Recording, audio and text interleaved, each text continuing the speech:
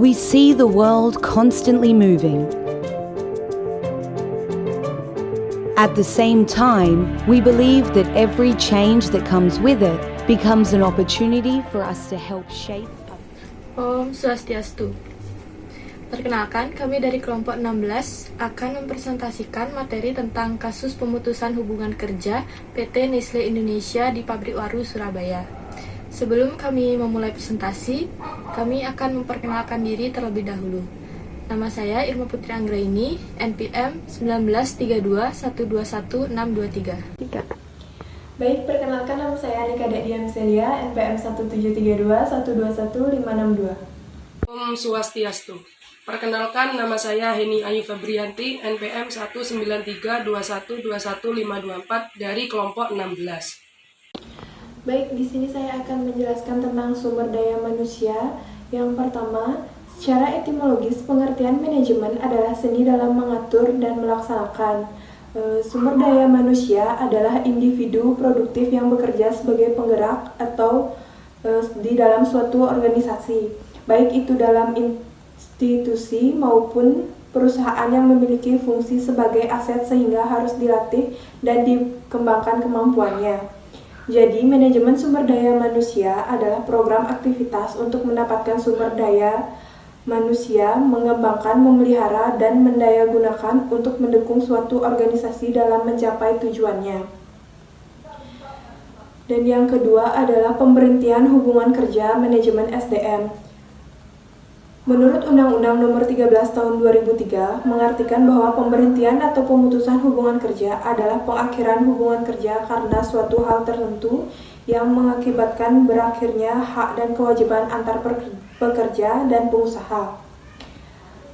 Istilah pemberhentian juga mempunyai arti yang sama dengan separation, yaitu pemisahan.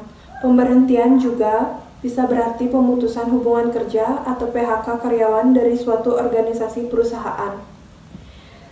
Adapun faktor-faktor pemberhentian karyawan, yang pertama, melakukan penipuan. Penyebab PHK yang pertama adalah melakukan penipuan ketika ada karyawan yang memutuskan untuk melakukan penipuan dalam barang atau uang atau bentuk apapun. Yang kedua, melakukan tindak pidana. Yang ketiga, krisis ekonomi. Saya akan membahas tentang data profil PT Nestle Indonesia dan kasus PHK pada PT Nestle Indonesia. Data profil PT Nestle Indonesia. Nestle Indonesia adalah anak perusahaan Nestle SA, perusahaan yang terdepan dalam bidang gizi, kesehatan, dan keafiatan, yang berkantor pusat di Vevey, Swiss. Nestle SA didirikan hampir 150 tahun oleh Henry Nestle, seorang ahli farmasi yang berhasil meramu bubur bayi guna membantu seorang ibu menyelamatkan bayinya, sedang sakit dan tidak mampu menerima air susu ibu. Di Indonesia sejak tahun 1971, dan pada saat ini perusahaan memperkerjakan lebih dari 3.300 karyawan dan mengoperasikan 4 pabrik, yaitu Pabrik Kejayaan, Pasuruan, Jawa Timur, untuk mengelola produk susu seperti Denko, Bear Brand, dan Nestle.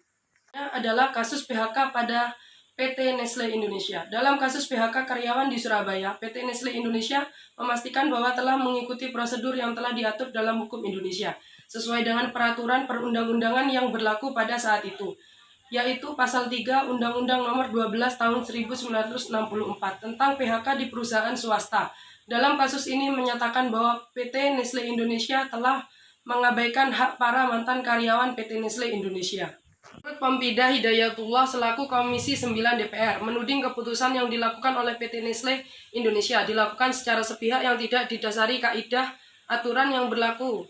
Brata menjelaskan seluruh 245 mantan karyawan pabrik di Surabaya telah menandatangani kesepakatan bersama PHK dengan PT Nestle Indonesia pada tanggal 15 April tahun 2000. Perusahaan memastikan bahwa semua pembayaran pesangon dan hak-hak karyawan telah tuntas. Alasan yang dilakukan terjadinya PHK adalah berkaitan dengan rencana penutupan pabrik di tahun 2002 dan pengintegrasian fasilitas produksinya ke pabrik di Kejayaan. Yang mewakili sekitar 215 mantan karyawan mengajukan banding ke Pengadilan Tinggi Tata Usaha Negara, namun pihak pengadilan menolak permohonan banding kepada mantan karyawan PT Nestle Indonesia karena menyatakan P4P adalah sah dan benar. Pada tanggal 21 Januari 2004, para mantan karyawan PT Nestle Indonesia kembali mengajukan memori kasus ke Mahkamah Agung, namun MA menolak karena keputusan MA RI telah berkekuatan hukum tetap. Dengan keputusan ini, maka tidak ada lagi permasalahan hukum yang terjadi di antara pihak perusahaan dan mantan karyawan dalam kasus PT Nestle Indonesia. Sekian dari saya dan akan dilanjutkan oleh teman saya. Terima kasih. Baik, selanjutnya ada analisis dari kasus PHK PT Nestle Indonesia. Menurut kami, dalam hal PHK yang ada di contoh kasus tersebut dan berdasarkan pula dengan etika bisnis, banyak sekali yang menjadi penyebab. Salah satu penyebabnya yaitu unjuk rasa, di mana perusahaan secara sepihak mem-PHK karyawannya.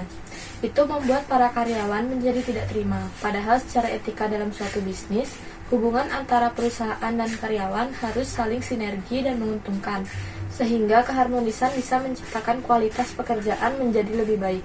Ketimpangan inilah yang membuat karyawan unjuk rasa dan terkadang membuat karyawan melakukan mogok massal. Tapi perusahaan juga tidak bisa disalahkan begitu saja, karena perusahaan pun harus melihat kondisi perekonomian, penjualan, dan biaya-biaya lain yang ditanggung. Contoh, apabila pesanan produksi menurun dan perusahaan tetap mempekerjakan karyawan dengan jumlah biasa, itu akan menyebabkan membengkaknya biaya operasional. Dan yang terakhir ada kesimpulan dan saran. Kesimpulan dari kelompok kami yaitu dalam kasus PHK yang terjadi dalam suatu perusahaan mungkin sudah sering terjadi. Namun untuk mencapai hak-hak dan kewajiban yang harus disepakati oleh kedua belah pihak, baik pihak para pekerja dan pihak perusahaan, harus memiliki kesepakatan agar terjadinya tujuan secara bersama-sama tanpa merugikan belah pihak dan tidak ada terjadinya perselisihan yang akan merugikan kedua belah pihak tersebut. Nah, yang terakhir, saran dari kelompok kami adalah setiap perusahaan yang mempekerjakan karyawannya harus lebih memperhatikan nasib karyawan dan tidak hanya memperhatikan nasib perusahaan atau pabriknya sendiri. Begitu juga ketika melakukan perundingan, perusahaan harus memastikan bahwa tidak ada keputusan yang terselubung dan karyawan bisa mengetahui dan mempelajari setiap kebijakan yang dibuat oleh perusahaan. Sekian presentasi dari kami. Semoga presentasi kami ini bermanfaat bagi penontonnya. Terima kasih. Om Santi Santi Santi Om.